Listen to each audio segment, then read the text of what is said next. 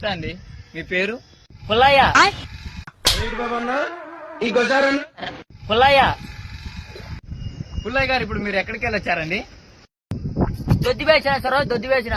ఏం పండు కోతి లెక్క నువ్వు. ఎవరెవరు వెళ్ళారు పుల్లయ్య గారు? ఇదేం పేరెంట్ అనుకుంటారా అంత ఫనీగా? కూర్చున్నాక ఎలా అనిపించింది పుల్లయ్య గారు? చాలా ప్రశాంతంగా ఉంది సార్. షేడ్స్ ఉన్నారా నీలా? అబ్బో కమలాసన్. పుల్లయ్య గారు, కూర్చున్నాక మీకు ఏమైనా బాధ అనిపించిందా?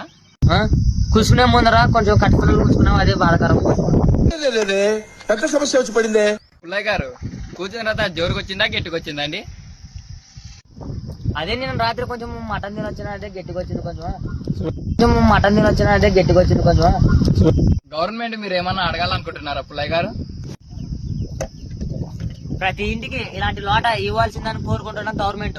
ఊరు వాళ్ళకి ఏమన్నా చెప్పాలనుకుంటున్నారా పుల్లయ్య గారు? ఎవని వాడిది వాడు కడుక్కుంటే మంచిది అంటున్నా. ఎవని వాడిది వాడు కడుక్కుంటే మంచిది అంటున్నా.